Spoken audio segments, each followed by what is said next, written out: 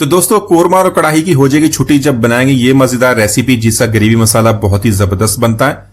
दावत पार्टी में अगर कुछ हटकर बनाना चाहते हैं इसको जरूर ट्राई कीजिएगा। सारे इसकी रेसिपी आपसे जरूर पूछेंगे। बिस्मिल्लाहिर्रहमानिर्रहीम, अस्सलाम वालेकुम, वेलकम टू माय चैनल। बहुत ही जबरदस्त मटन की रेसिपी बनाएंगे, बनाने में बहुत ही आसान है, एक नए अंदाज से नई रेसिपी। तो यहां पर सबसे पहले हमें 2 कप पानी कर लेंगे, पानी को बॉईल कर लेंगे। उसमें 2 बड़े साइज के प्याज लेंगे, प्याज को अपने रफली काट लेंगे, इसके अंदर ऐड करेंगे। तो यहां पर प्याज को हमने बॉईल करना है, साथ में 3 से 4 सब्ज मिर्च, जितना आपने तीखा खाना है इसके अंदर ऐड कर लें। तो इसी के साथ इस रेसिपी का ग्रेवी मसाला बहुत ही मजेदार बनाने के लिए 15 से 20 बादाम लेंगे। बादाम को आपने पहले धो के अच्छी तरह साफ कर लेना है। तो इस तरह के ऊपर इसके ऊपर जो मट्टी वगैरह होती है निकल जाएगी। तो यहां पर बादाम को ऐड कर लेंगे, इसको भी इसके साथ ही बॉईल करेंगे। तो इसके अलावा बादाम की जगह पर आप काजू का भी इस्तेमाल कर सकते हैं। यहां पर इन सारी चीजों को अच्छी तरह मिक्स करेंगे।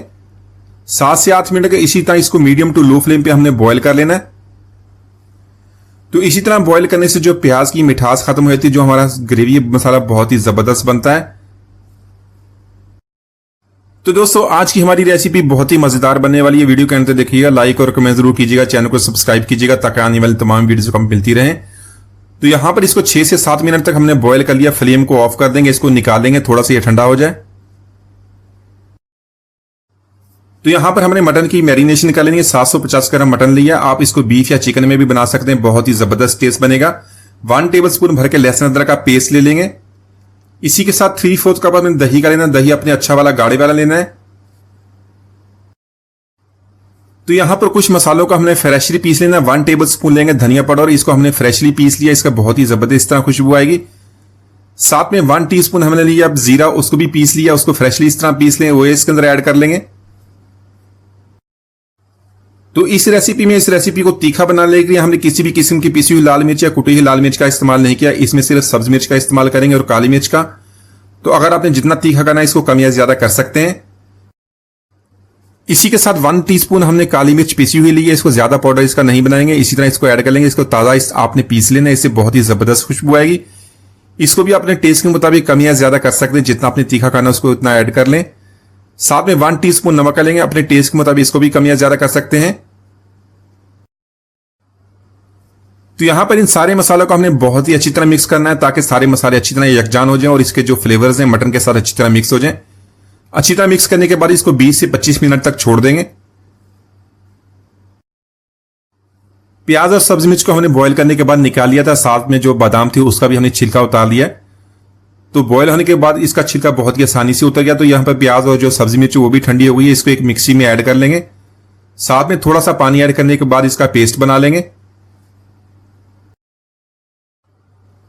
तो यहां पर रेसिपी बनाना बहुत ही आसान होगा। 1/4 कप ऑयल या घी का ऐड कर लेंगे, साथ में कुछ मसाले ऐड करेंगे। मसालों में 1 टीस्पून लेंगे सफेद जीरे का, 4 से 5 लौंग लेंगे, 3 सब्जी इलायची, 1 काली बड़ी इलायची, 1 दालचीनी का टुकड़ा, जावित्री लेंगे, 7 से 8 गोल काली मिर्च और तेजपात। तो फ्लेम को यहां पर मीडियम टू लो रखेंगे। मीडियम टू लो फ्लेम पे इन मसालों को हमने फ्राई करना ताकि इनकी प्यारी सी खुशबू आ जाए।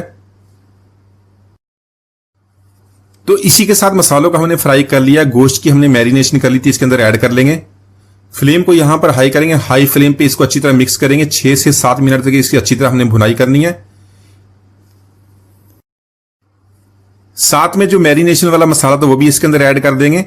थोड़ा सा पानी ऐड करने के बाद इसको अच्छी तरह मिक्स करेंगे। इसको इसी तरह हमने 6 से 7 मिनट तक हाई फ्लेम पे इसको कुक करेंगे ताकि जो इसकी अच्छी तरह भुनाई हो जाए।